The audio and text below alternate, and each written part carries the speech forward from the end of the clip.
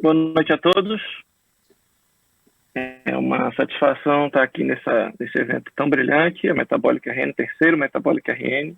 Gostaria de agradecer o convite da SBCRN para participar na coordenação dessa mesa e também agradecer a pessoa do professor Spinelli, que está organizando esse evento. Cabe a mim falar sobre o tratamento atualizado do diabetes, benefícios além das sedações cardiovasculares, apresentar o Dr. Saulo Cavalcante, de Minas Gerais, e logo em seguida falar sobre a individualização do tratamento para diabetes tipo 2 e SGLT2 com o professor Pedro Fasque. Antes disso, a gente vai falar sobre a campanha Metabolic RN contra a fome. Você pode acessar no QR Code no canto inferior esquerdo da sua tela e contribuir. Primeiramente, então, eu vou passar a palavra para o professor Saulo Cavalcante. Saulo Cavalcante, que é professor emérito de endocrinologia pela Faculdade de Ciências Médicas de Minas Gerais, coordenador da residência em endocrinologia da Santa Casa do IBH, membro do Departamento de Doença Cardiovascular da SBD e foi presidente da SBD no biênio 2010-2011 e também membro da diretoria da Academia Mineira de Medicina. Boa noite, professor. A palavra é com você. Boa noite, Leandro. Boa noite a todos. É um prazer estar com vocês. Agradeço demais a Berglili o convite, assim como a comissão científica de um congresso de tal relevância, em especial, Leandro. O tema que me propuseram falar aqui hoje foi... O slide não está passando. Neto, você podia corrigir isso para a gente, que o slide não quer passar. Doutor, só um clique na tela. Pronto, obrigado. O tema que me propuseram para hoje foi tratamento atualizado do diabetes tipo 2, benefícios além da insuficiência cardíaca nas doenças cardiovasculares. Por que mais um tema de diabetes e tantos temas sobre diabetes ocorrem? Quem nos responde isso é o International Diabetes Federation, o maior diabetes do mundo, em que ele nos mostra que nós estamos perdendo o jogo para o diabetes. Por que nós estamos perdendo o jogo para o diabetes? Porque as complicações devido ao mau tratamento são inúmeras, como problemas cerebrais, como problemas na gravidez, como problemas renais, oftalmológicos, e hoje a associação de diabetes com demência, com depressão, sendo diabetes a principal causa de demência. Mas não é só isso, tem problemas ainda muito maiores, como a amputação, que a cada 30 segundos um pé é amputado. Eu estou falando aqui exatamente 1 minuto, 2 pés já foram amputados durante minha aula. E o IDF nos chama a atenção também que a principal causa de mortalidade no diabetes são os problemas cardiovasculares. Muita gente pensa que é cetoacidose. Cetoacidose em tipo 1. Em tipo 2, a mortalidade é cardiovascular em 75% dos casos. Ou seja, no momento, está morrendo uma pessoa a cada 8 segundos no mundo e a cada 30 segundos um pé amputado. Então, nós estamos realmente perdendo o jogo. Mas qual seria os fatores que nós estaríamos chamando a atenção? Falei que 75% dos diabéticos morrem de problema cardiovascular. E os cardiologistas, inclusive o Pedro, tem nos chamado a atenção já há uns 8 anos, que a principal causa de morte não é infarto miocárdico causa endócrina pensável, é insuficiência cardíaca.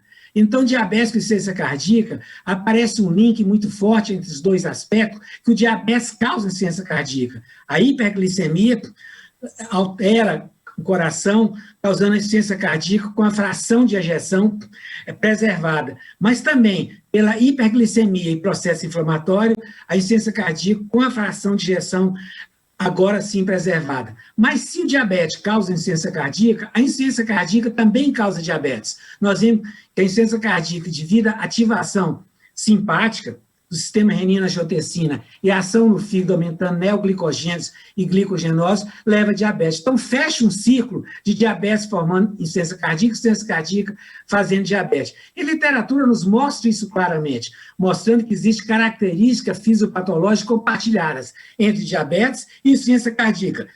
E como vemos acima, são inúmeras. E mostra mais.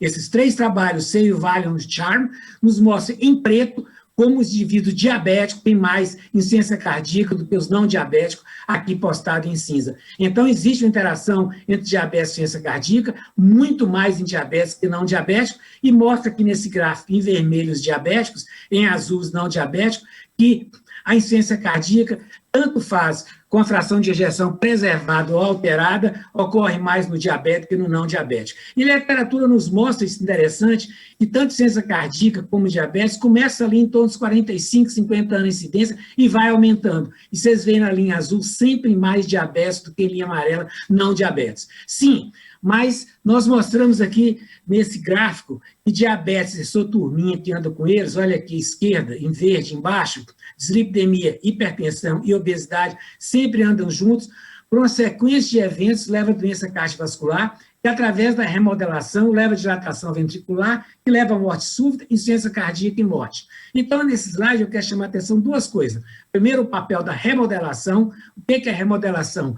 Quando um órgão é agredido, ele cria um mecanismo de defesa para resolver esse problema da agressão. Mas, geralmente, quando há essa remodelação, o que acontece? Aquilo faz mais mal até, ou seja, ele tem um raciocínio certo, um resultado negativo, piorando o coração. Muito bem, mas nós mostramos que esse grupo, diabetes, dislipidemia e hipertensão, que é o grupo da síndrome metabólica, leva por essa sequência de insuficiência cardíaca. Mas seria muito simples achar que o diabético morre só isso. Ele também causa nefropatia, levando a insuficiência renal crônica, hipertensão com AVC e morte, ele leva a doença vascular periférica, que é um marcador de doença cardiovascular, que pode levar a infarto miocárdio, morte súbita, e leva a cardiomiopatia, em que você não tem alterações nas coronárias, mas tem na microcirculação do coração, ativando a remodelação, levando a insuficiência cardíaca e morte. Então, a gente vê claramente nesse slide aqui, que não é só a insuficiência cardíaca, tem outros fatores. Nós devemos preocupar com a insuficiência cardíaca, mas também com esses outros fatores. Mas a literatura comprova isso. Eu puxei uma meta-análise para vocês, mostrando que sim, fora da insuficiência cardíaca, 2 vezes a 2,5 mais, o diabetes morre de problema cardíaco coronariano. E mostra também com AVC isquêmico, AVC hemorrágico, AVC não classificado também 2 vezes a 2,5 e também por morte de outras causas cardiovasculares. Então, a insuficiência cardíaca é fundamental no tratamento do diabético, mas não é só a insuficiência cardíaca. Tem os problemas coronarianos, tem os problemas isquêmicos e outros fatores. Mas eu falei da remodelação, falei da importância da remodelação. E o que é remodelação?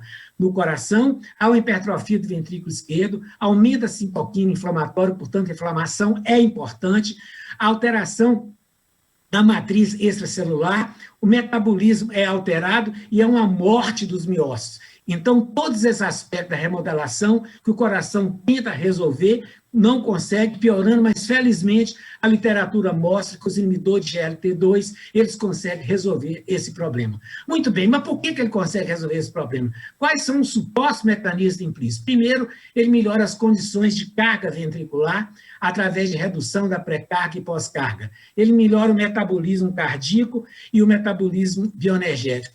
Inibição da troca de sódio e hidrogênio, redução de fibrose e necrose cardíaca, diminuição da massa gordurosa do epicárdio. E, além disso, há um aumento da adiponectina, que é do bem, que diminui a resistência à insulina, e diminuição da interleucina C, que é uma citoquina que destrói os nervos e o sangue.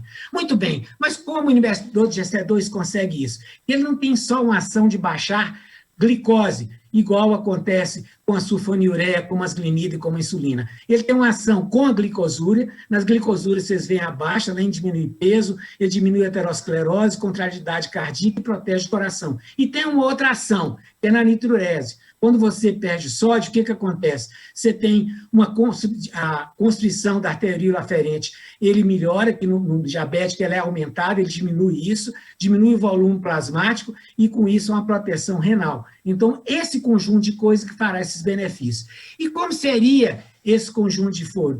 Como nós faríamos, então, o tratamento diabético? O tratamento diabético, a gente divide em 4 tópicos, A, B, C e D. O A é vencer a inércia. Todo guideline mostra que isso é que é importante, vencer a inércia. Mas como vencer a inércia? Fazendo terapia combinada. Não tem espaço mais para monoterapia. Não tem espaço para demorar em passar para terapia dupla. De cara, terapia dupla, se em 30 dias você não põe a casa em ordem, terapia tripla. Mas o Defronso nos chama atenção há 11 anos que a terapia tripla, você tem que saber combinar as drogas. E como é que combina isso? É como se fosse 3 bandidos querendo te matar. O primeiro é a resistência à insulina. Vocês vê o raio verde em cima mostrando que nós temos que dar uma droga para ela. O segundo é defeito das incretinas, esse é o texto de Defronzo, o defeito em creatina atinge 7 dos 8 fatores. E o terceiro bandido que quer te matar é a hiperfiltração glomerular de glicose. Então, não existe espaço para tratar diabetes se você não faz uma terapia tripla. Você pode até fazer a dupla, mas se em 30 dias não puser a casa em ordem, tem que ser a tripla, que é o que o ADA, lê Estados Unidos, ISD, lê Europa e SBD nos protagoniza. Muito bem.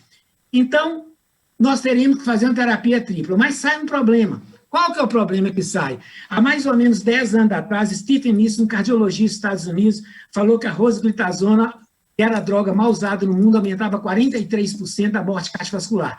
Depois descobriram que isso era falho, o estudo Record e o BARI 2D mostrou, a ADA falou, muito bem, erramos, mas ela pode voltar e voltou morta. Agora, acontece o seguinte, que a partir de agora, todas as drogas novas, hipoglicemiantes orais, para tratamento de diabetes tipo 2, tem que obedecer uma norma. Tem que ter um trabalho chamado de segurança cardiovascular. O que é isso? Essas drogas todas têm que ter? Tem, todas. E o que é segurança cardiovascular? As drogas têm que ser trabalho com mais de 2 anos de duração, tem que ser dirigida a pessoas de alto risco, como pessoas hipertensas ou cardíacas ou idosos, e tem que não aumentar mais que 30% o risco cardiovascular. O primeiro que saiu foi o inibidor da BP4. Nós fizemos aqui com todos os inibidores do P4, infelizmente a vildagliptina não quis participar e por isso que ela não pôde entrar nos Estados Unidos e hoje praticamente só do Brasil. Mas das outras 5 fizeram, todas passaram na segurança cardiovascular. Mas quando você faz um estudo, você tem que mostrar tudo que aparece no estudo. Infelizmente, vocês veem com a saxagliptina em rosa, e o que significa o rosa? Significa harm, perigo, preocupação, porque ela aumentou 27% o aumento de insuficiência cardíaca. Gente, aumento de 27% de insuficiência cardíaca, se nós acabamos de falar que a insuficiência cardíaca mata mais do que infarto nos diabéticos, então por isso que eu nunca receito a saxagliptina. Se eu tenho a lina, se eu tenho a cita, se eu tenho a alo, por que eu vou receitar a saxagliptina se um paciente tiver uma insuficiência cardíaca, que diabetes dá mais do que um indivíduo normal? Mas como é que eu vou saber se foi o diabetes ou se foi a saxagliptina? Então, eu não vejo mais cabimento isso. Muito bem. E a seguir, são um outro trabalho, um outro grupo de medicações, são inibidores de GLT2. Quando saiu a publicação desse trabalho, que foi apresentado no Congresso Europeu de Diabetes, pela primeira vez na vida, eu vi mais de 5 vezes a plateia se levantar e aplaudir, porque pela primeira vez os remédios de diabetes não é só abaixador de glicose. Ele diminuiu cerca de 14% o 3-PMES. O que é o 3-PMES? 3-PMES é morte ou AVC e infarto não fatal. Diminuiu 32% morte de todas as causas, diminuiu 38% morte cardiovascular e diminuiu 35% de hospitalização de insuficiência cardíaca. Então, esse estudo nos mostrou claramente que os inibidores de LT2, mas a empaglifosina causava isso. E mais ainda, no rim, ela diminuiu 40% de todos os efeitos negativos do rim. Quando isso foi lançado, não tinha saído trabalho ainda nem da CAN e da BAPA, eles falaram, os laboratórios da CAN e da BAPA, que isso é um efeito de classe. Mas daí, 8 meses, quando saiu o estudo da cana, o CANVAS, que mostrou que a cana estava amputação de perna, na mesma hora pararam que era efeito de classe, que a DAPA falou, não é efeito de classe, se fosse efeito de classe também na amputação, e a DAPA e a INPA não dava. Mas aí começou uma outra história. Qual seria essa outra história? Não é efeito de classe, claro que não é efeito de classe, as moléculas são diferentes. Essas vantagens todas mostraram no trabalho da INPA, foi com a INPA. Eles falaram, sim, mas o trabalho da INPA, 100% dos pacientes tinham doença cardiovascular. E quando saiu o declare da DAPA, eles colocaram só 40% pacientes com insuficiência cardiovascular. Então, tentaram passar, porque o declare mostrou resultados muito piores do que o da EMPA, porque não houve diminuição de mortalidade cardiovascular, não houve diminuição de morte total, e a insuficiência cardíaca, enquanto que a EMPA diminuiu 35%, a DAPA diminuiu 17%. Então, não tinha motivo para dar DAPA. Então, eles falaram uma coisa muito interessante. O que foi essa coisa interessante? Foi que a EMPA só atuava em indivíduos com doença cardiovascular, que era 100% dos pacientes, certo? Que tinha. E a DAPA era 40%. Para resolver se isso era verdade, foi criado o Student-Price. O que o Student-Price mostrou? Vamos lembrar que a EMPA, nos doenças cardiovasculares, teve 35% de diminuição de insuficiência cardíaca. Muito bem, teve os 35%. E no estudo EMPRAIS, eles colocaram paciente que tinha só 25% de doença cardiovascular. Então, o da DAPA tinha 40% e o da EMPA tinha 25%. Então, era para a EMPA não funcionar. Mas, no entanto, olha aqui, a insuficiência cardíaca no estudo EMPRAIS, em pacientes que só 25% tinha doença, houve uma diminuição de 44%. Para quem não tem prática, a gente diminui 100, que está depois da vírgula, 44%. E eu peguei uma subanálise, aqueles pacientes sem nenhuma doença cardiovascular, e diminuiu 65%. Então, a gente vê, entre EMPA e DAPA, em pacientes com doença cardiovascular, a EMPA diminuiu 35%, e a DAPA, 17%. Em pacientes sem doença cardiovascular, a EMPA diminuiu 65% e a DAPA 35%. Então, a gente vê que a EMPA, além de ganhar da DAPA, a EMPA ganhou da própria EMPA nos pacientes sem doença cardiovascular. Mas por que esses resultados tão benéficos foi? Nesses estudos aqui de um ano, comparou EMPA com DAPA em vários aspectos. A EMPA está no preto, bolinha preta, a DAPA está na bolinha branca. O que nós encontramos? A EMPA baixou mais a glicohemoglobina que a DAPA, ela baixou mais o peso que a DAPA, baixou mais a glicose de jejum e baixou mais a pressão arterial sistólica, diastólica, houve empate técnico. Mas será que só isso explica todas as vantagens da empaglifosina sobre a DAPA-glifosina? Não.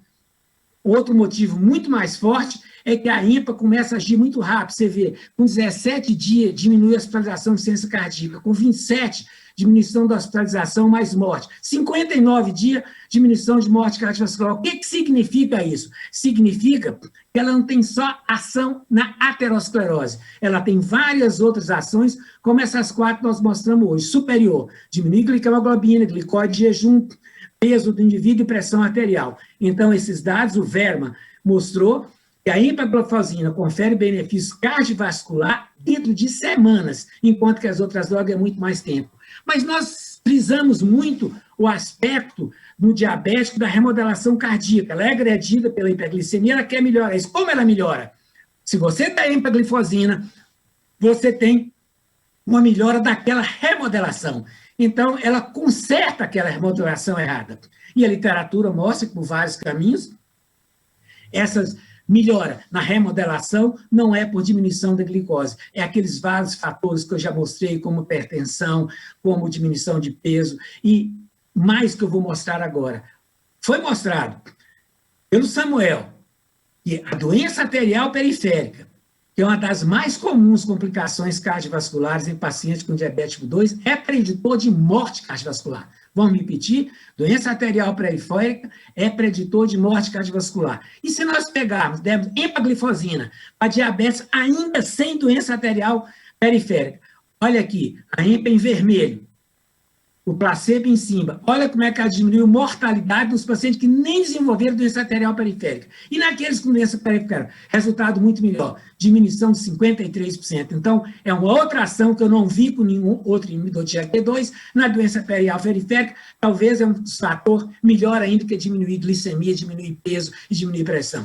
E na arritmia cardíaca, os cardios nos ensinaram que a arritmia cardíaca é um fator importante da morte em diabetes. A empaglifosina, por diminuir o volume plasmático, extensão miocárdio, contratilidade miocárdio, diminui também a arritmia cardíaca. Mais ainda, a gente vê, então, que não é só por baixar a glicose mais do que a DAPA, não é só por baixar peso, não é baixão. Olha o tanto de alteração que eu estou mostrando que ela age. Em 2018, em maio, exatamente há 3 anos atrás, no 55º Congresso Europeu de Transplante Renal, eles nos mostraram que a empaglifosina, por aumentar a hematócrita e a viscosidade sanguínea, ela fragmenta placas da carótida. Eu nunca vi trabalho mostrando isso. Então, é um trabalho num congresso de nefrologia na Europa há 3 anos atrás. E nesse congresso, eu puxei mais esse dado, que a empaglifosina, quando se dá para pacientes diabéticos que já sofreram CABG, ela diminui a mortalidade, diminui a hospitalização de insuficiência cardíaca e diminui nefropatia. Então, a gente vê o tanto de benefícios que ela leva. Esses dados têm importante implicação para a prevenção secundária, cardiovasculares, após CABG. Nós vimos, então, que a empaglifosina, assim como os inibidores de GLP-2, eles têm várias ações, pressão arterial, peso, glicemia, ácido úrico, mas chama atenção que na insuficiência cardíaca a EMPA foi 35 a 17, superior à DAPA, e morte cardiovascular foi a 0. houve diminuição de morte vascular. Mas o que a literatura chama atenção, que 90% de diabetes tem aumento de peso.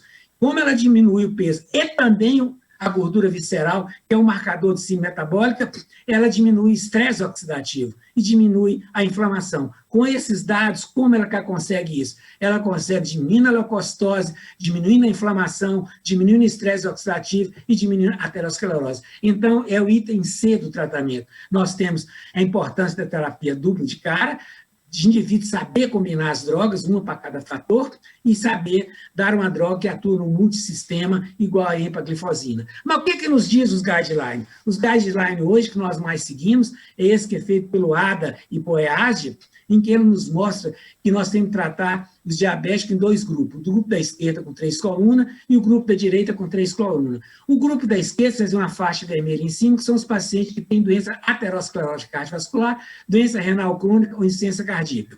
Então, nós vamos colocá-lo aqui e vamos pegar o primeiro, que é aqueles que têm doença estabelecida aterosclerótica. Então, o que ele nos fala? Nesse grupo, você só pode dar 2 drogas, inibidor de GLP-2 ou análogo de GLP-1.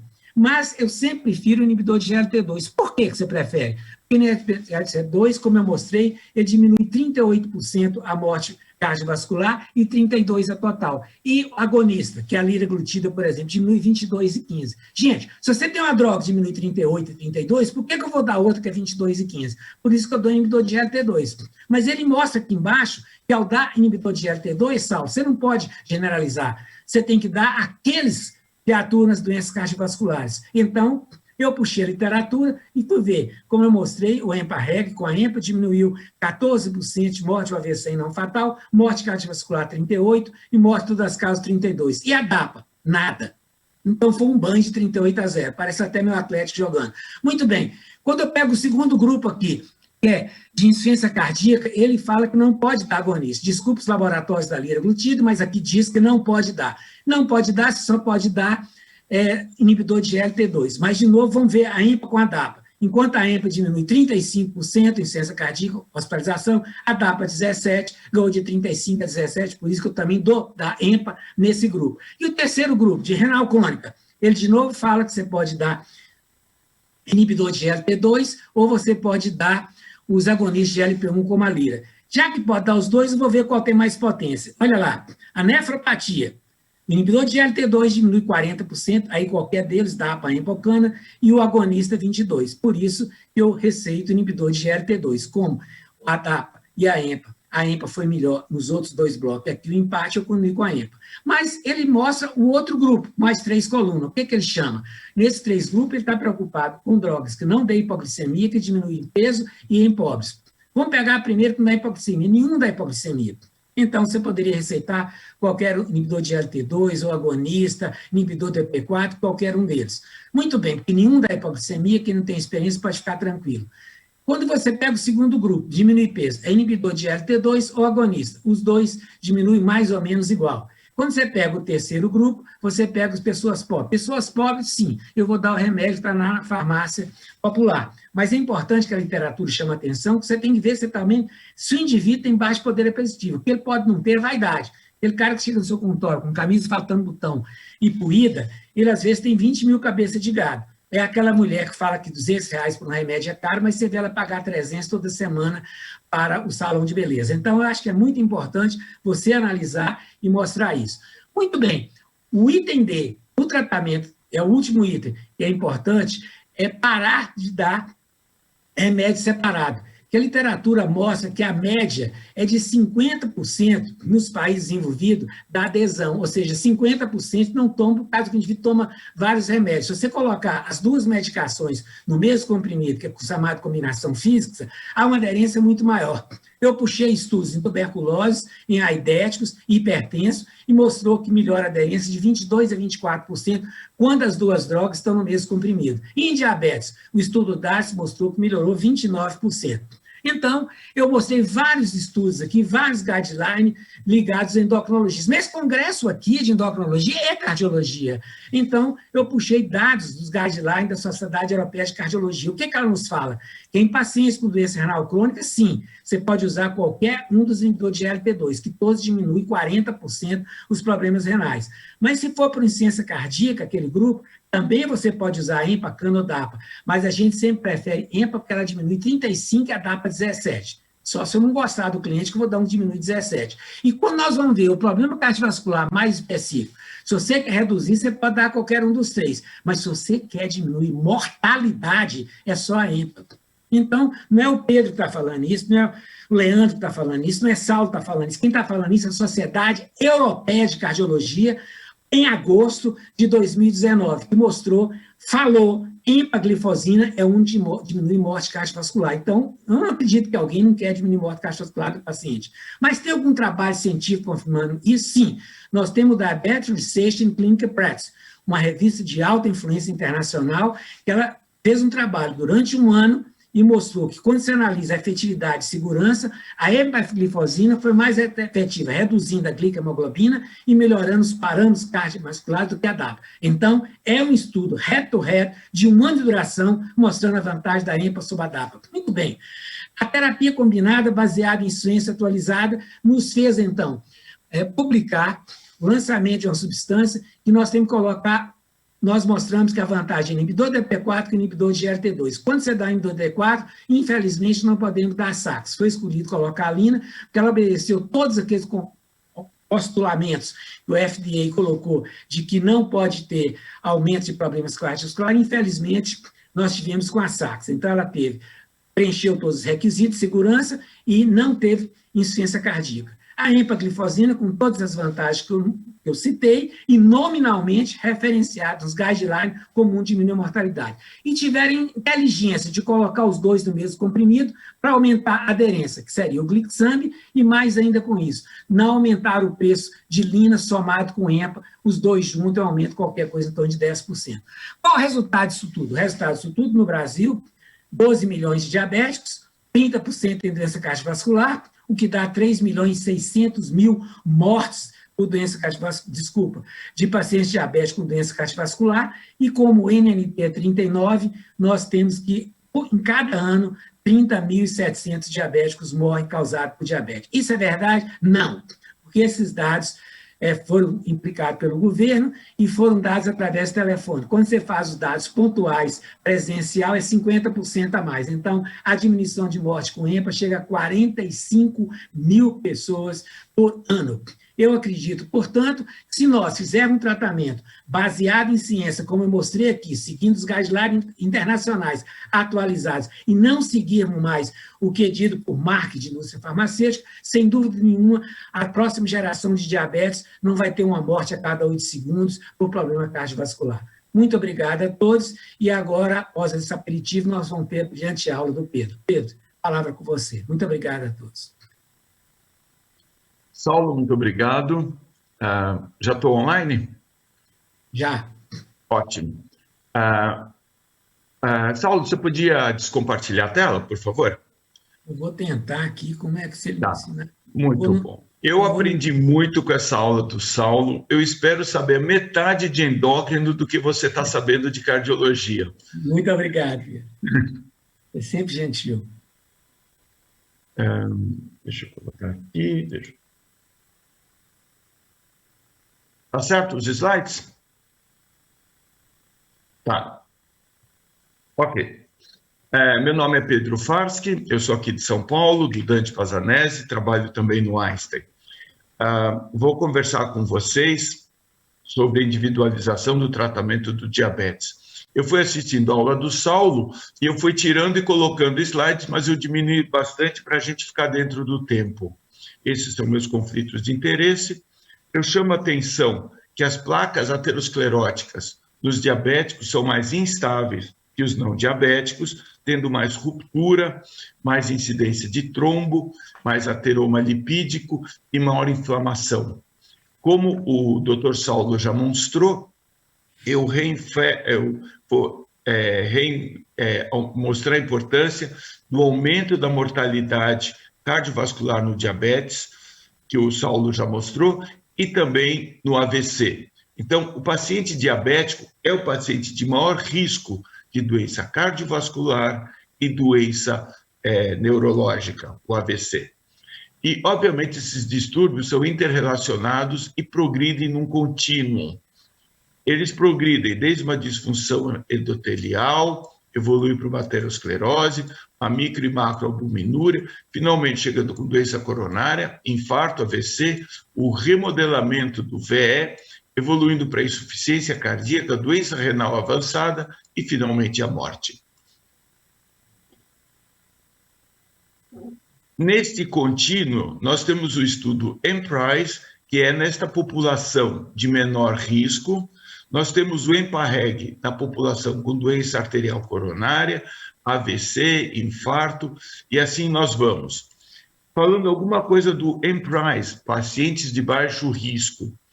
Vocês podem ver que nessa população de baixo risco, 75% desta população tinham múltiplos fatores de risco sem doença cardiovascular estabelecida.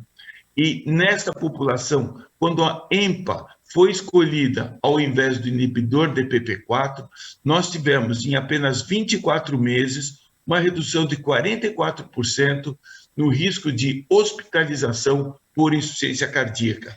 E esse risco é aquele paciente que vai ao pronto-socorro com falta de ar, raio-x congesto, dispneia, NT-proBNP elevado e precisa ser admitido e receber diuréticos.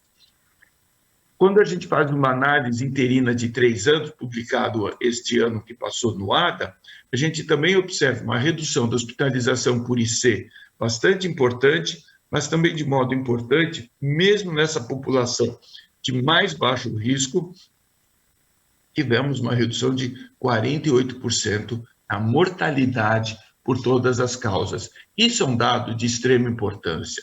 É aqui que a gente tem que observar que esse é o motivo que a gente trata o nosso paciente diabético. Nós estamos protegendo ele, não só da hospitalização por IC, mas pela mortalidade por todas as causas.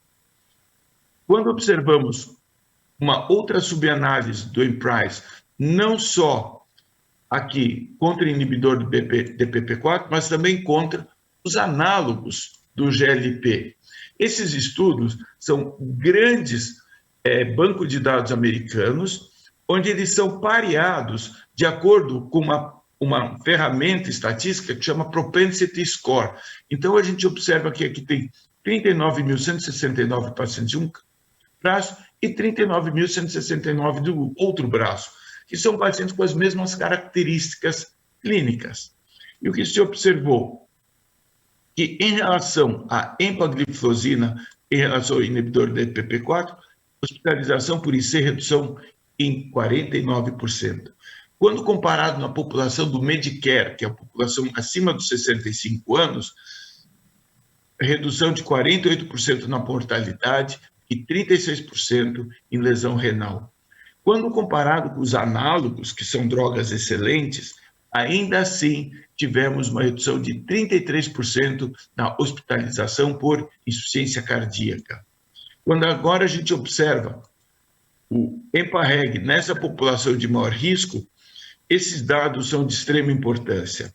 A redução dos desfechos de MACE, de morte cardiovascular e mortalidade por todas as causas. Eu chamo a atenção que nesta população, o único medicamento, a única inibidora SGLT2 que reduziu morte foi a empagliflozina.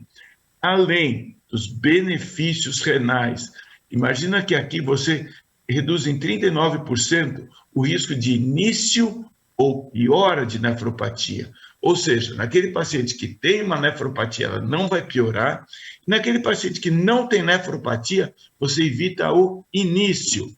E todos esses outros dados de proteção renal, que eu não vou entrar detalhadamente. Esse slide, o Saulo já mostrou claramente que temos uma redução de morte cardiovascular na população com e sem infarto basal e também com ou sem AVC. Isso mostra que não é só a população de muito alto risco, uma população de mais baixo risco também tem um benefício. O Saulo comentou muitas vezes que dizem que os estudos são diferentes. Nunca podemos comparar resultados de estudos diferentes porque não são a mesma população. Mas aqui nessa meta-análise publicada no Lancet, tem um dado muito interessante. A gente, no grupo placebo, onde não tem o efeito do medicamento, vamos olhar o risco desta população no grupo placebo. Vejam vocês que tanto o DECLARE como o CANVAS e o EMPA-REG têm um risco relativamente parecido. Isso não dá para fazer na população tratada, porque tem o efeito do medicamento. Mas na população placebo, você vê que o risco não é tão grande. Quando você olha a população sem evento prévio, mas múltiplos fatores de risco, veja que o risco cai de 41 para 15 eventos por 1.000 pacientes anos. E isso, quando a gente avalia o EMPA-REG, uma outra análise, não só como primeiro evento, mas olhando o primeiro e o segundo evento, o total de eventos. Por exemplo, o primeiro evento pode ser uma insuficiência cardíaca, o segundo evento pode ser um infarto, um terceiro evento, morte. Obviamente que se morte é o primeiro, não vai ter o segundo, mas a gente reduz no primeiro evento em 14%, o 3-point MACE, e o total de eventos tem uma redução de 22%. Hospitalização por IC, o primeiro evento reduz em 35% e o total em 42%. Quando a gente olha hospitalização de emergência, a mesma coisa, e infarto, 13% aqui, 21% no total de eventos. Eu quero falar uma palavrinha sobre diretrizes e consensos. O Saulo já falou, eu vou fazer uma abordagem da mesma diretriz, olhando de um modo diferente. Diretriz da Sociedade Europeia de Cardiologia. Eles colocam um dado muito interessante. Naqueles pacientes com doença aterosclerótica cardiovascular ou alto ou muito alto risco, se não está tomando nenhum medicamento naive de drogas, aqui se recomenda primeiro o inibidor SGLT2 ou um análogo, e se então a hemoglobina glicada estiver alta, só então você adiciona a metformina. Ele inverteu esse propósito da metformina, colocou a metformina só para redução da hemoglobina glicada, e o inibidor SGLT2 e o análogo para redução de risco. Mas quem é essa população de alto e muito alto risco? Vejam vocês que alto risco são pacientes com mais de 10 anos de diabetes, sem nenhuma lesão de órgão-alvo e mais apenas um fator de risco. Isto é, praticamente toda a nossa população. Muitos poucos pacientes diabéticos têm baixo risco. Muito alto risco são com doença cardiovascular estabelecida, lesão de órgão-alvo, 3 ou mais fatores de risco ou longa duração. O que são os fatores de risco? Fatores de risco são idade, hipertensão, dislipidemia, fumo e obesidade. E lesão de órgão-alvo, proteinúria, dano renal ou hipertrofia ventricular ou retinopatia. Quando eu olho a diretriz do ADA 2021, essa diretriz está muito interessante. Vamos olhar este dado de pacientes com maior risco. Primeira coisa que eu chamo atenção, indicadores de alto ou muito alto risco. Considere o tratamento independente da hemoglobina glicada, ou seja, nós vamos tratar independentemente do controle da hemoglobina. Essas drogas reduzem risco independente de reduzir glicemia, independente desse efeito.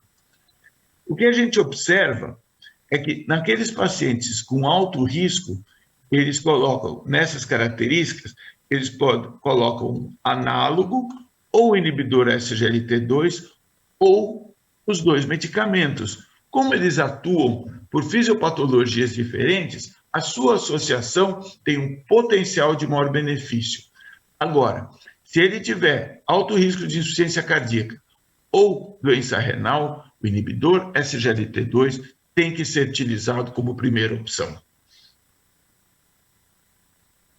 Eu queria falar uma palavrinha em pacientes idosos. Rapidamente dizendo, a incidência da IC aumenta na população idosa, a mortalidade por IC, do mesmo modo, aumenta na população idosa. Os pacientes com diabetes sem IC têm um prognóstico muito melhor do que aqueles diabéticos com insuficiência cardíaca. Vejam vocês a diferença do risco desses pacientes. A insuficiência cardíaca é um forte marcador de risco e é muito mais prevalente no idoso. E tem uma subanálise de Pedro Monteiro da eficácia e segurança da empagliflozina nesses pacientes. Eu chamo a atenção rapidamente nesse gráfico complexo, confuso, longo de Forest Plot, mas eu quero chamar a atenção que a EMPA tem seu efeito benéfico em MACE, e vejam vocês que quanto mais alta a idade, acima dos 75, o benefício começa a ser mais forte, mais intenso que na população mais jovem. Ou seja, os pacientes mais idosos, que têm mais risco de IC, que têm mais complicações, esses são os mais protegidos pelo inibidor SGLT2, empagliflozina. Quando a gente vê as curvas de morte cardiovascular, veja, as curvas de morte são todas benéficas para a EMPA, mas veja a diferença entre as duas curvas aos 65, 65 e 75, e olha a grande vantagem em pacientes de mais de 75 anos. Ou seja, a eficácia do medicamento, ela está presente em todas as faixas etárias, uma tendência de ser mais eficaz dos doentes muito idosos. E a segurança? Quando a gente observa a segurança, aqui pacientes menos de 65, 65 a 75 e mais 75. Gente, não teve diferença no total de eventos adversos sérios, hipoglicemia confirmada, eventos adversos com depressão de volume ou cetoacidose diabética, para dizer apenas os mais importantes. Ou seja, o inibidor SGLT2 empagliflozina, ele não só é eficaz na população idosa, como a segurança é a mesma. E com isso, eu termino, para a gente ter um pouco de discussão, as take-home messages. Diabetes está associado a um elevado risco cardiovascular. A redução do risco com o inibidor SGLT2, redução da insuficiência cardíaca e registro de população geral de baixo risco e nas populações de alto risco.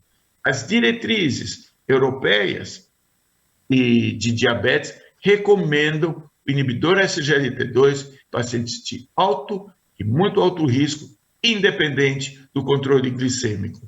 E o uso dessas novas terapêuticas anti-hiperglicemiantes em idosos, incluindo a EMPA, não apresenta risco de hipoglicemia, e a EMPA apresenta similar perfil de eficácia e segurança que na população mais jovem. Com isso, eu termino minha apresentação. Deixa eu deixar aqui.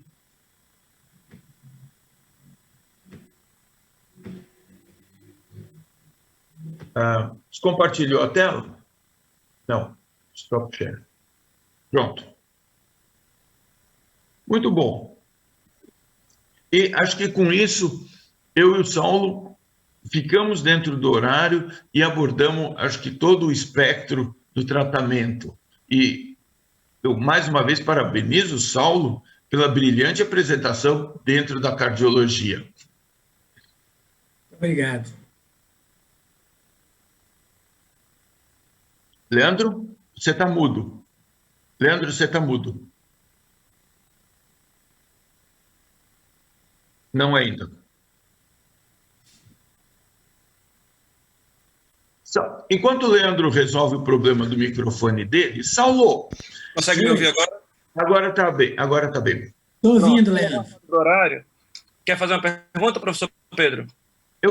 Saulo, a empagliflozina claramente reduz o risco na população de alto risco e muito alto risco.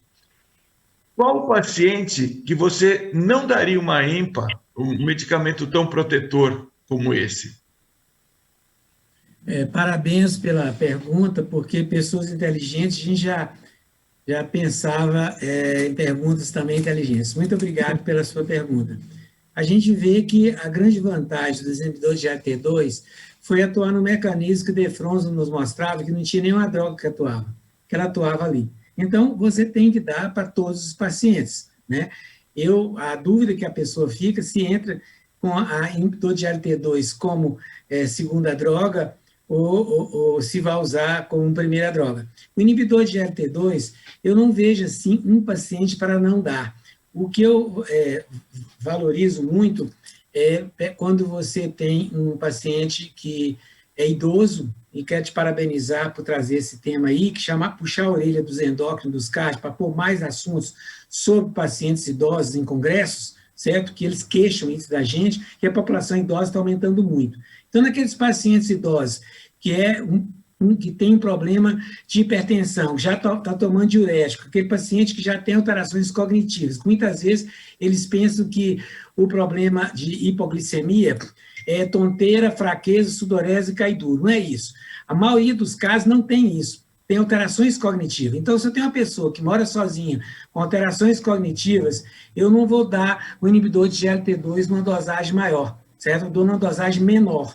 São somente esses pacientes que eu tenho preocupação. Agora, o inibidor de GLT2, quando você tem um clearance abaixo de 30, tá? É diferente da metformina. A metformina, com clearance abaixo de 30, você não pode dar, porque vai dar acidose lática. O inibidor de GLT2 abaixo de 30, ele não dá nenhum problema. Ele apenas tem uma potência diminuída. Vamos dizer assim, com 20, 28, 26, 24, a potência é diminuindo. Eu tenho clientes com 26, 24, 22 fazendo uso. Agora, se o paciente tem um clearance aí de 15, de 20, eu acho que a potência dele diminuiria. Então, só não dou nesse paciente. Mas, professor, seria, o valor limite, então, seria o quê? 25 para você poder usar o SLT2? Os guidelines manda 30. Mas, como eu falo, guidelines não é dogma, igual o segredo da Santíssima Trindade. Guideline é o caminho das pedras para quem não conhece. Você que tem experiência. A metformina, se você der abaixo de 30, pode dar acidose lática, então eu não dou. Isso. Mas é importante que o inibidor de GLT2, ele não dá nenhum efeito colateral. Não tem efeito colateral. Ele só diminui a potência. Ora, diminui a potência, mas e os estudos não contemplaram essa população, né? Então meio que isso inibe um pouco. No guideline, eu dou para pacientes com 28, 26, 24, sem nenhuma preocupação. Um dado interessante... Mas tem que encerrar, pessoal. Pode falar, professor. Tem que encerrar, Leandro? Estamos pelo avançado da hora, a gente vai ter que encerrar. Só uma pergunta para o senhor. A gente viu aí a importância, né, da mudança do tratamento agora no sentido de diminuição de internação, de mortalidade, mas o controle da glicada ainda é importante, né? A gente tem algumas discrepâncias de valor. Na prática, o que a gente vai adotar? Glicada de 7, glicada de 7,5? Para quem é pergunta? Eu vou pegar essa porque você falou em cardiologia, eu vou falar em endócrino. Eu acho que agora com essas drogas mais seguras, que provocam menos hipoglicemia, sem a sulfonilureia, sem a insulina, com os inibidores SGLT2 muito seguros e análogos do GLP, eu acho que a gente pode começar a ter uma tendência de ser mais agressivo no tratamento. Obviamente que a redução de hemoglobina glicada vai de acordo com o perfil de cada paciente, mas eu tentaria sempre chegar na meta de 6,5 de hemoglobina glicada. Lembrando que a redução da glicada claramente reduz os desfechos microvasculares. Isso não se pode esquecer. É que essas medicações reduzem desfechos cardiovasculares independentes da redução da glicada. Completando apenas, pessoal, posso? Ou acabou? A gente está um pouquinho avançado, professor. Suas considerações finais, por favor. Minha consideração final é para os idosos. Tá? Os idosos, hoje, você tem que separar os idosos dos idosos tênues, que são aqueles que têm fragilizados, que podem morrer a qualquer momento. Então, é importante, nesses indivíduos que têm uma idade mais avançada, com alterações cognitivas importantes, como atenção, concentração, humor, linguagem e depressão, esse paciente hipoglica hemoglobina em torno de 8. Naqueles que não têm esses problemas, são chamados idosos estáveis. Nesse, você pode colocar em torno de 7. Isso é fundamental no tratamento de diabético idoso. Muito bem. Perfeito. Professor Pedro, mais alguma consideração?